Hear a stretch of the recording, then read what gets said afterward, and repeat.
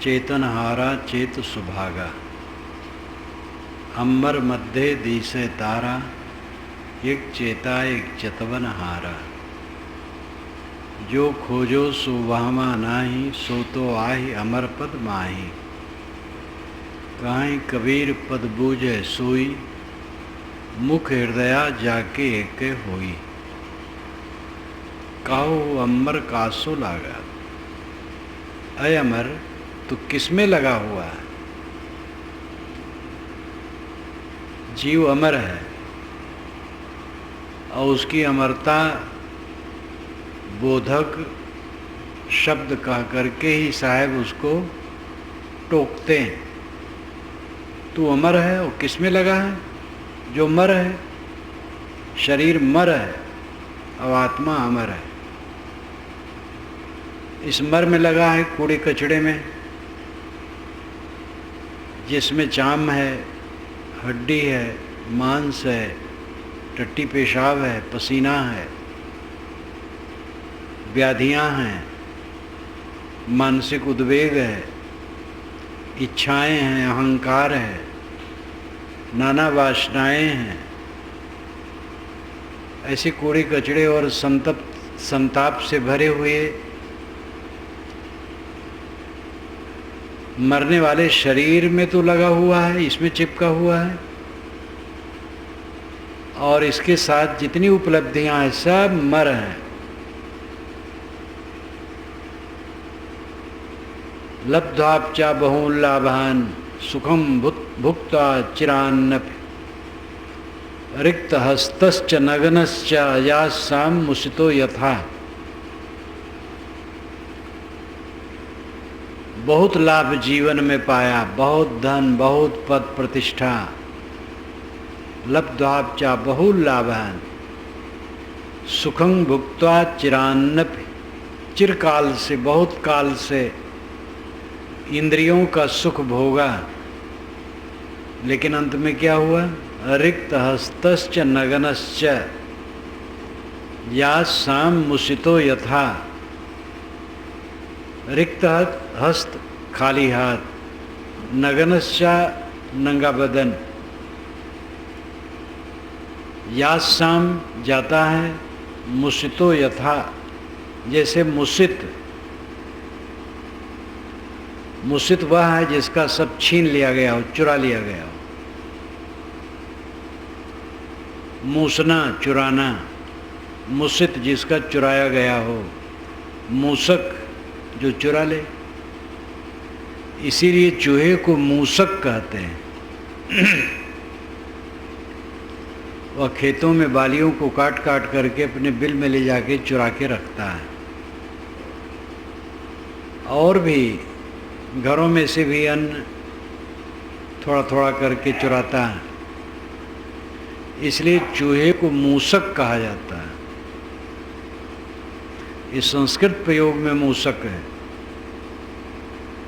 मुसित जिसका चुरा लिया गया हो, छीन लिया गया हो।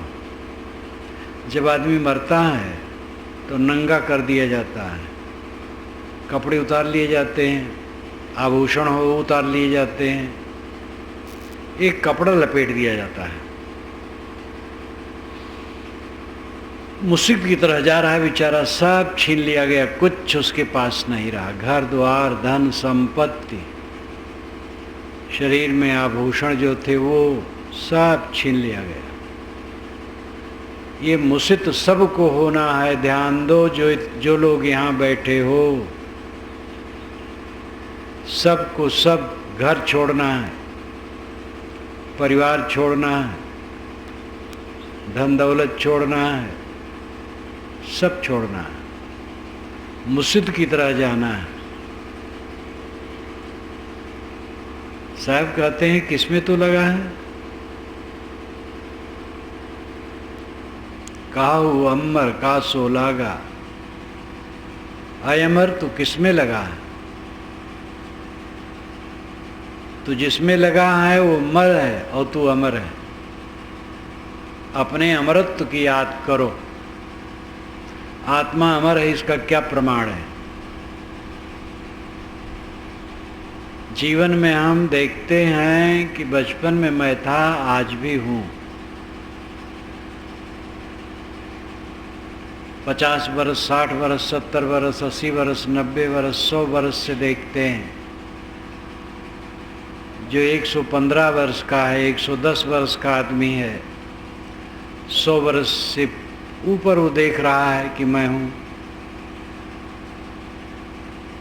शरीर के कण हरदम बदलते हैं। 7 वर्ष में इसके सारे कण बदल जाते हैं। आत्मा अगर कणों का संव्यूहन होता तो ये खो गया होता। स्मृतियों का धारक आत्मा है, जो स्मृतियों को धर के रखता है, सुरक्षित रखता है। स्मृतियों का धारक स्थिर तत्व होता है। दृष्टा सदैव स्थिर तत्व होता है। अगर वो भी दृश्य हो तो कौन देखे? दृश्य में दृश्य कौन देखे? दृष्टा दृश्य को देखता है। जो चल रहे हैं सब उसी चलने वाले में हम भी हों तो चलने वाले का लेखा जोखा असंभव है। एक जगह खड़ा होकर या बैठकर चलने वालों को देखता हूँ तो लेखा जोखा करता हूँ, इतने लोग गए, अमुक अमुक गए। और हम भी चलने वालों के साथ चलें तो लेखा जोखा असंभव है। इसलिए जो स्मरण करता है, याद करता है, ख्यालात रखता है, संस्कारों को संजो के रखता है, वो अस्थाई आत्मा है, स्थिर तत्व है। अपने आप का कोई भी सभी अनुभव कर सकते हैं कि मैं हूँ। तीनों काल में अपने आप के अभाव का अनुभव नहीं होता है, अपने आप के भाव का, अस्तित्व का अनुभव होता है। दूसरी बात, जो कुछ निर्मित है वो जड़ पदार्थों से है, जड़ तत्वों से है, और जड़ तत्वों में चेतना नहीं है। जब जड़ तत्वों में चेतना नहीं है तो उससे चेतना नहीं बन सकती। 2 वैज्ञानिकों का मेरा संबंध हुआ। दोनों उच्च कोटि के वैज्ञानिक थे, भारतीय थे दोनों। एक बिहार के थे और एक इलाहाबाद के पास के प्रतापगढ़ के थे, लेकिन वो भिन्न स्थान में मिले। बातचीत हुई तो मैंने कहा जड़ तत्वों में चेतना है? उन्होंने कहा किसी में नहीं।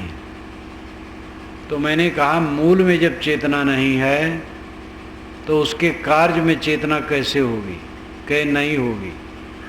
हम कहे तब चेतना प्रत्यक्ष है। उन्होंने कहा, दोनों ने एक ही बात कही थी कि हम समझ नहीं पाते हैं। तो मैंने दोनों से कहा था आप लोग सणसे से उसको पकड़ना चाहते हैं, जैसे सणसे से जड़ चीज़ें पकड़ते वैसे जीव को भी पकड़ना चाहते हैं। तो हंसने लगे। ये वैज्ञानिक भी स्वीकारते हैं कि जड़ तत्वों में चेतना का गुण नहीं है। कारण गुणपूर्वक, कार्य गुणों दृष्ट। कारण के गुणपूर्वक कार्य में गुण देखे जाते हैं। कारण में जो गुण नहीं होगा वो कार्य में नहीं होगा। तत्वों में चेतना नहीं है तो उनके कार्यों में चेतना नहीं होगी। चेतना एक स्वतंत्र गुण है और गुण सदैव द्रव्य में रहता है। द्रव्य गुण का संबंध समवाय है, अभिन्न है।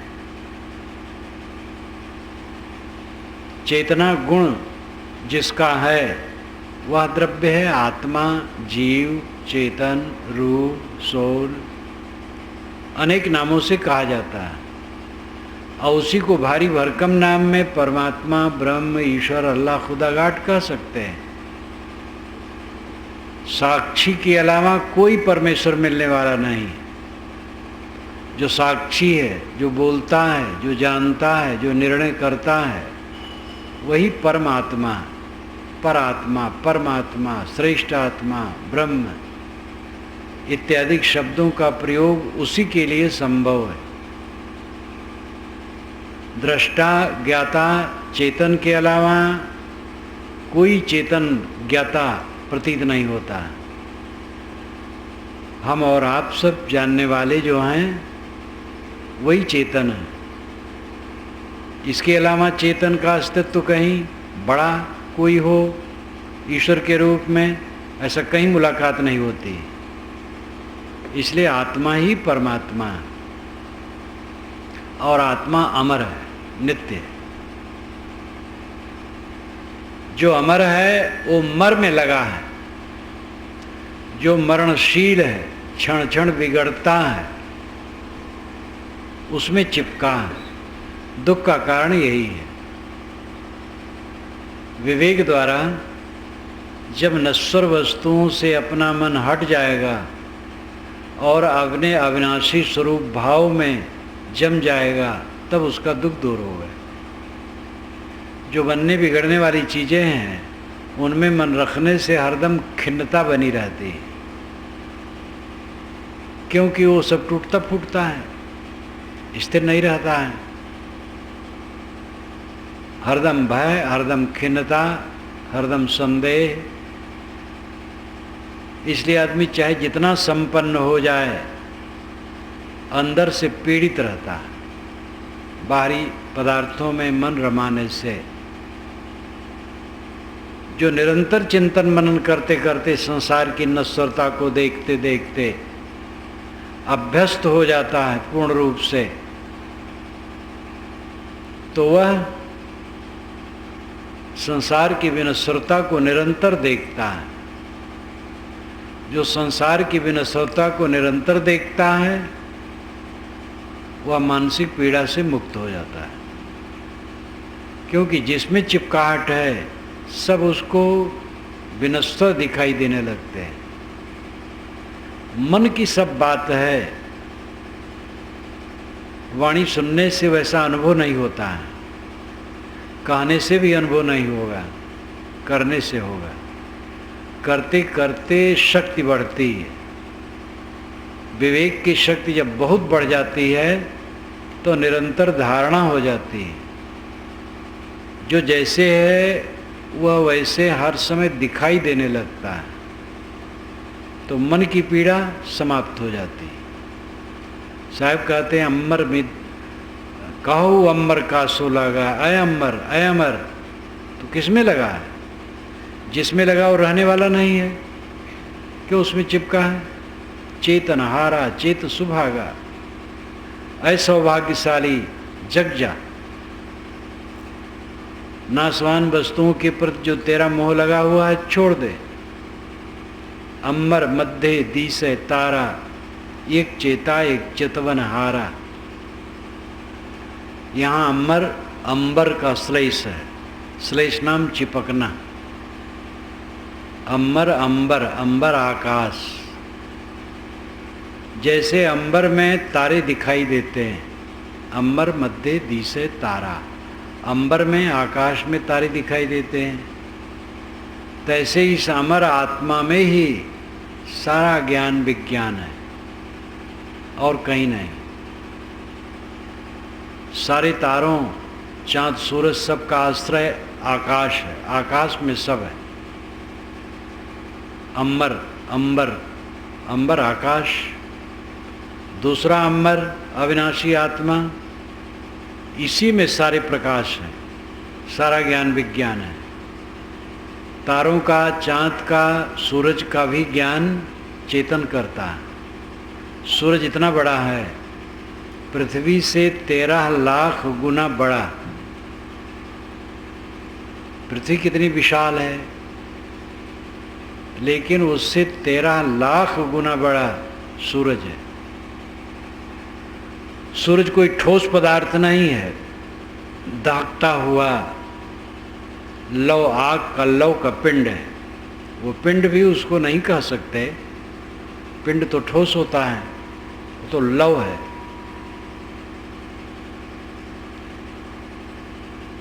और बहुत दूर तक इसका प्रकाश है। जितने भी ग्रह उपग्रह दिखाई देते सबको ही प्रकाशित करता है। कितनी दूर तक प्रकाश होगा पता नहीं, वैज्ञानिक अभी तक समझ पाए हैं कि नहीं। लेकिन उस सूरज का भी ज्ञान आप करते हैं। आप ना हो तो सूरज हो करके नहीं है। दुनिया की जितनी चमक दमक है, जितने रत्न हैं और जितना वैभव है, जीव के बिना किस काम के। कोई बड़ा से बड़ा शहर हो चमकता हुआ और सब जीव वहाँ से निकाल दिए जाएं, प्राणी वहाँ न रहे, उसका क्या मूल्य है। सबका जिसमें बोध होता है वो अमर आत्मा है। जड़ तत्वों का बोध और आनुमानिक पदार्थों का अनुमान और कल्पना ये आत्मा में ही होता है। आत्मा ही पदार्थों को देख करके उसके संबंध में कल्पना करता है। तो ज्ञान विज्ञान का आधार आश्रय ये मनुष्य है, जीवात्मा। अम्बर मध्य दिसे तारा, उसमें फर्क इतना है, एक चेता एक चितवन हारा। एक चेता है एक चिताता है। चितवन हारा नहीं चिताने वाला। एक चेता एक चितवन हारा, एक चितावन हारा। चितवन सरल में है और चितावन में पद बढ़िया नहीं बैठेगा, लेकिन शुद्ध है चितावन, चिताने वाला। एक चेतने वाला है एक चिताने वाला है, लेकिन दोनों आत्मा है। गुरु भी जीव है, शिष्य भी जीव है। गुरु शिष्य की एक मर्यादा है, मौलिकता में दोनों बराबर हैं। सब जीव बराबर है, सब आत्मा समान है। गुण कर्मों की विशेषता जो दिखाई देती है वो अनेक जन्मों के कर्मों के संस्कारों का परिणाम है। जो दिव्य संस्कार लोगों में आते हैं और देखा जाता है थोड़ी उम्र में उनका ज्ञान विज्ञान बहुत बढ़ा चढ़ा, ये अनेक जन्मों के दिव्य संस्कारों का परिणाम है।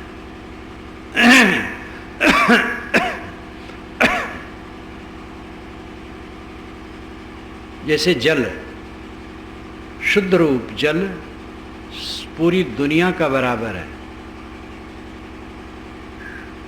दो तत्वों से मिलकर के जो जल बनता है, पूरी दुनिया का उतना शुद्ध रूप सब बराबर है।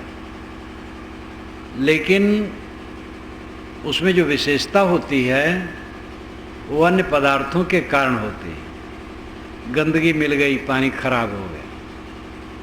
गंदगी नहीं मिली, स्वच्छ रहा। कोई गुणकारी द्रव्य स्रोत के पास है तो वो पानी गुणकारी हो जाता है। तथागत बुद्ध के ज़माने में मगध क्षेत्र में गर्म स्रोत का जल था और वो आज भी है। अब तो दीवार बना दी गई है और दीवार में से उस छेद को पाइप लगा दिया गया है, तो हरदम पाइप से गिरता रहता है। टोटी नहीं लगाई, टोटी लगाने की बातें नहीं है, तो हरदम गिरता रहता है 24 घंटे। बुद्ध काल के और पहले से गिर रहा है, आज भी गिर रहा है। गरम गरम पानी, लोग उससे नहाते हैं, चर्म रोग दूर होता है कहते हैं। तो और गर्म, वो काफ़ी काम भर का गर्म रहता है, लेकिन सहने लायक रहता है, आराम से सहा जा सकता और नहाया जाता है। कई स्रोत हैं और उसके मूल में कुछ ऐसा अस्थाई द्रव्य है जो उसको गर्म करता है। ऐसे जब खोद करके निकाल लिया जाता है जहाँ वो द्रव्य, फिर गर्म पानी नहीं आता, ठंडा आने लगता है। पानी का स्तर, कई जगह पानी अच्छा है, कई जगह खराब है। क्यों? वो अन्य द्रव्यों के मिलने के कारण। उसकी गुणवत्ता का बढ़ जाना निश्चित है। गुणवान द्रव्य उसके मूल में हैं और खराब हो जाना, प्रदूषित हो जाना निश्चित है उसके मूल में प्रदूषण वाले पदार्थ हैं। मूल रूप में जल, पूरी दुनिया का जल शुद्ध हो मूल रूप में तो बराबर होगा। इसी प्रकार जीव का मौलिक स्वरूप बराबर है। अधिक गुणी होना, कम गुणी होना, दुर्गुणी होना, तामसी होना, शीलवान होना, वैराग्यवान होना, लंपट होना, ये उपाधि भेद से, व्यवहार से, अनेक जन्मों से अच्छे बुरे जैसे कर्म किए हैं जीव, वैसे संस्कार ले करके अच्छे बुरे दिखाई देते हैं। मनुष्य में ये बल है कि आज वो अपनी बुराइयों को काट छांट करके शुद्ध दशा में ठहर सकता है। कितनी बुराइयां हों, कितने कुसंस्कार हों, उनको मिटाया जा सकता है और अच्छे संस्कार बनाए जा सकते हैं। और अच्छे संस्कार हों, उनको मिटा के खराब बनाया जा सकता है। कितने लोग अच्छी संगत में रहते हैं और ऊपर उठने लगते हैं, बुद्धि बदल जाती है, गलत संगत में चले जाते हो, खराब हो जाते हैं। कितने साधकों को देखा गया, वर्षों वर्षों साधना में थे, बुद्धि बदल गई, बहुत नीचे गिर गए, अत्यंत दयनीय दशा को पा गए। मनुष्य शरीर पुरुषार्थ सिद्ध भूमिका है। इसमें किसी दिशा में चलने के लिए पूरी स्वतंत्रता है, चाहे अच्छे की तरफ चले चाहे बुरे की तरफ चले। साधक को भी जागरूक रहना चाहिए, कभी असावधानी नहीं करना चाहिए। ज्ञान वैराग अगर बढ़ गया है, साधना बढ़ गई है, तो ढील नहीं होना चाहिए। अगर कुसंग करेंगे तो फिर धूमिल होंगे। अपने जीवन का व्यवहार ढील ढाल करेंगे तो धूमिल होंगे। साधक को सदैव सशक्त रहना चाहिए। ऐसे अंगों का स्पर्श नहीं करना चाहिए जिससे मन विकारी हो। अपने ऐसे अंग का, दूसरे के अंग का, दूसरे के अंग का तो प्रसंग ही नहीं है, लेकिन अपने अंग का भी जिन अंगों के स्पर्श से मन विकारी हो उसका स्पर्श नहीं करना चाहिए। केवल धोने के लिए, साफ करने के लिए करना चाहिए। संवेदनशील शरीर में जहाँ जहाँ अंग हैं केवल धोने के लिए छूना चाहिए, निरर्थक नहीं। देखने के लिए दुनिया में तमाम चीज़ें हैं, सामने आ जाती हैं, जिससे मन विकारी हो उससे दृष्टि दूर करना चाहिए। जिसकी संगत में पढ़ करके मन खराब हो उसकी संगत से दूर रहना चाहिए। संगत से अच्छे अच्छे लोग बिगड़ जाते हैं और संगत से खराब खराब लोग बन जाते हैं। अच्छी संगत, बुरी संगत, इसलिए संगत से सावधान रहना चाहिए। सदैव अच्छी संगत करे, बुरी की न करे। तो जीव का मौलिक स्वरूप समान है। अनेक जन्मों के कर्मों के संस्कारों के कारण गुण दोष में मनुष्यों के स्वभाव है। इस जीवन में कर्तव्य यही है कि दोषों को जीत करके जीवन को सद्गुण से भरा जाए। तो अमर मध्य दिसे तारा, एक चेता एक चतमन हारा, जो खोजो सो वहमा नहीं। साहब कहते जो तुम खोज रहे हो वहाँ नहीं है। कहाँ खोज रहा है? प्रत्यक्ष में और परोक्ष में। प्रत्यक्ष में खोज रहा है ये दुनिया की वस्तुओं में। यहाँ नहीं सुख मिलेगा तो बम्बई में मिलेगा, नहीं तो कलकत्ता में मिलेगा। बम्बई और कलकत्ता के दो व्यक्ति आपस में मिले। बम्बई वाला कहा भाई कलकत्ता तो सुनता हूँ, कब वो दिन आएगा जब कलकत्ता को देखूँगा। धर्मतल्ला का विशाल मैदान सुनता हूँ, भारत में कोई नगर ऐसा नहीं इतना विशाल मैदान। कलकत्ता वाला कहा कि क्या कहूँ, समुद्र का तट बम्बई का, बम्बई की महिमा बहुत सुनता हूँ, पता नहीं कब देखूँगा। बम्बई वाला बम्बई की प्रशंसा नहीं कर रहा है, कलकत्ता वाला कलकत्ता का नहीं, बम्बई वाला कलकत्ता का, कलकत्ता वाला बम्बई का बखान कर रहा है। दूर है इसलिए खिंच रहा है उसमें। दोनों में कुछ नहीं है, दोनों में जो है सो है, व्यवहार है। और बड़े बड़े नगर तो अभिशाप के घर हो गए, प्रदूषण, प्रदूषण के अलावा कुछ नहीं। लेकिन उनका अपना गुण है, व्यापार की दृष्टि से, उद्योग की दृष्टि से उनका महत्व है। संसार गुण दोषमय है। आदमी खोजता है दुनिया की चकर मकर में सुख, और दूसरा परोक्ष में खोजता है। कोई लोक लोकांतर है, कोई भगवान देवता है, वो मिल जाए तो सुख हो जाएगा। साहब कहते जो खोजो सो वहाँ नहीं, वहाँ नहीं है, न प्रत्यक्ष में है न परोक्ष में है। सो तो आही अमर पद माही, वो तो अमर पद में है, अपरोक्ष में है। अपरोक्ष अमर पद है। अपरोक्ष नाम स्वयं प्रत्यक्ष, स्वयं स्वरूप, स्वयं सत्ता, आपकी सत्ता, आपका होना, आपका अस्तित्व चेतन है। अपने में वो सुख है। अपने मन को शांत रखो, समेट के रखो, महासुखी रहो। शरीर के लिए भोजन पानी देना पड़ेगा, इसको हल्का भोजन पानी दो, सादा सुदा, और सिमट के रहो। ऐश्वर्य के चक्कर में ना पड़ो, नहीं तो भटक जाओगे। कल्याण का रास्ता सादा है। जो खोजो सो वहाँ नाही, सो तो आही अमर पदमाही। काहीं कबीर पद बूझे सोई, मुख हृदय जाके एके हुई। साहब कहते इस सत्य को समझेगा जिसके मुख हृदय में एक ही बात हो। मुख कछु और हृदय कछुआना, सपने हु काहू मोहि नहीं जाना। साहब कहते हैं जिसके मुख में कुछ है और हृदय में कुछ है, उस स्वप्न में भी मुझे नहीं समझ सकता है। मुझे गुरुतत्व को, आत्मतत्व को, अपने आप को वो नहीं समझ सकता है। मुख हृदय जाके एक हुई। जिसके मुख और हृदय में एक ही बात होगी वही सत्य समझ सकता है। दोहरा व्यक्तित्व कल्याणकारी नहीं है, पतन का रास्ता है। चतुर चालाक लोग दोहरा व्यक्तित्व वाले हो जाते हैं।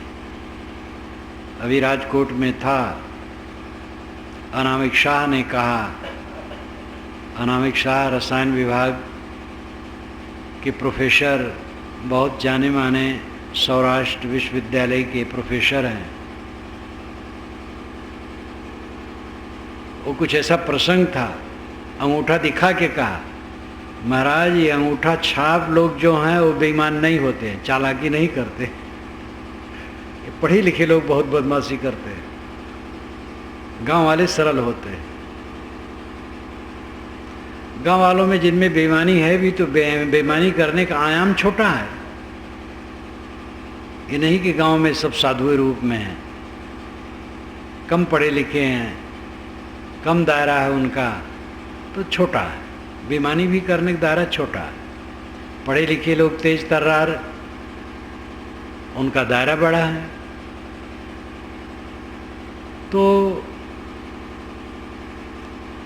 बहुत बुद्धि काम नहीं करती है। बुद्धि जितनी हो शुद्ध हो, थोड़ी बुद्धि हो, काम चलाऊं बुद्धि हो, शुद्ध हो तो सुख है। और बहुत ज़्यादा बुद्धि है और उल्टी हो गई तो और नरक में ले जाती है। इसलिए अधिक बुद्धि की लालसा न करे। जो बुद्धि है वो शुद्ध करे। वैसे बुद्धि बढ़ाई नहीं जा सकती है। बुद्धि प्राकृतिक होती है, जिसको हम मानते हैं कि जन्म जन्मांतर के संस्कार होते हैं। तीव्र बुद्धि के लोग, बुद्धि तीव्र बनाई नहीं जा सकती। हाँ, अवस्था के अनुसार उसमें परिपक्वता आती है, प्रखरता आती है। लेकिन मंद बुद्धि का आदमी जीवन भर मंद बुद्धि रहता है, तीव्र बुद्धि का तीव्र बुद्धि रहता है।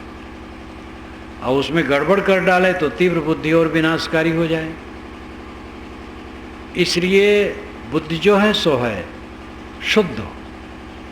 सारा दुख अशुद्ध बुद्धि का परिणाम है। आजकल माँ बाप बच्चों को पढ़ाते हैं, बच्चों की बुद्धि शुद्ध हो, कम लोग सोचते हैं। किसी प्रकार पास हो, नकल करके पास हो, लंद फंद करके, बेईमानी बदमाशी करके धन लावे, धूर्त शपूत महाजंजाली, साचा सुधा भक्ति कुल घाली। जो धूर्त है और जंजाली है उसको महासपूत लोग मानते हैं, सुपुत्र। और जो सत्यता में चलता है, सद्गुण में चलता है, उसको कुलघालक लोग कहते हैं। जो बेईमानी बदमाशी करके खूब पैसा घर में लाए, घर वाले खूब मगन रहते हैं, और ईमानदार हो, सदाचारी हो, कहते अरे कुलबोरन है, बेवकूफ है, समय के अनुसार चलना नहीं जानता है। तो बेईमानी बदमाशी की सीख तो लोग देते हैं, अच्छी बुद्धि की सीख देने वाले कम है। एक अफसर को मैंने सुना, देखा तो नहीं, लेकिन मेरे विश्वसनीय भक्त ने बताया, चकबंदी हो रही थी अवध के पास। तो हमारे भक्त ने कहा कि साहब, चक काटने वाला जो अफसर है नौजवान है, वो जहाँ उसका डेरा है वहाँ से खा के चलता है, कहीं पानी भी नहीं पीता है, किसी को कुछ नहीं लेता, घूस नाम की चीज़ नहीं। चक काटने वाले अफसरों को तो इतना आम है, बहुत पैसा लेने की जगह, लेकिन वो एक पैसा नहीं लेता है। जो कोई पैसा देने की बात करता है उसको सावधान कर देता है, तुम अगर मुझे पैसा दिखाओगे तो तुम्हारा चक मैं खराब कर दूंगा। सब डरते हैं, कोई पैसा देने की तो बातें नहीं। उन्होंने बताया कि उसने कहा कि मेरे पिता ने कहा है कि बेटा तुम्हें पैसे कमी पड़े तो मुझे बताना, मैं भेज दूंगा, घूस नहीं लेना, एक पैसा किसी का नहीं लेना। और उन्होंने बताया कि मेरे घर पर वो रात रहा, चक काटते काटते शाम हो गई तो डेरे पर नहीं जा सके, तो भोजन नहीं किए, बिस्तर लगा दिया, एक गिलास दूध दिया तो दूध पी लिए, और सुबह जब गए तो बिस्तर पर उस दूध का पैसा छोड़ गए। अब कोई भक्त, कोई किसी के यहाँ अतिथि आवे, किसी भक्त यहाँ सज्जन यहाँ, तो दूध पिलाएगा तो पैसा थोड़ी लेगा, लेकिन वो पैसा छोड़ गया कि दूध पिया हूँ तो दूध का पैसा छोड़ दो। ऐसे आदमी भी हैं, आज भी हैं, और सब जगह हैं, अच्छे लोग सब जगह हैं, हाँ कम है। और ऐसे माता पिता हैं जो सिखाते हैं कि तुम सही पथ पर चलो। गलत काम करके बहुत पैसा इकट्ठा हो जाएगा, वो नरक करेगा। इसलिए सही रास्ता बढ़िया है, वो सुखद है। तो साहब कहते हैं, काहे कबीर पद बूझे सोई, मुख हृदय जाके एक हुई। मुख में जो है वही हृदय में है, कथनी करनी एक, उसी का कल्याण है। साहब कहते हैं, अय अमर आत्मा, तो जिसमें लगा है वो नाशवान है। तेरे चारों तरफ क्षणभंगुर पदार्थों का सैलाब है, बाढ़ है, सब कुछ टूटा फूटा है, सब परिवर्तनशील, और उसमें सर्वाधिक परिवर्तनशील शरीर है। देखो ये मकान खड़ा है, अगर कोई प्राकृतिक आपदा ना आ जाए तो बहुत दिनों तक चलेगा, लेकिन ये शरीर किसी का भी बहुत दिन रहने वाला नहीं, बहुत कमज़ोर, सब नश्वर। तो जिसमें मोह करता हो नश्वर है, तो अविनाशी है। नश्वर पदार्थों का मोह छोड़, अपने अविनाशी आत्मा में अनुराग कर, तब तेरे को परमानंद परम सुख मिलेगा।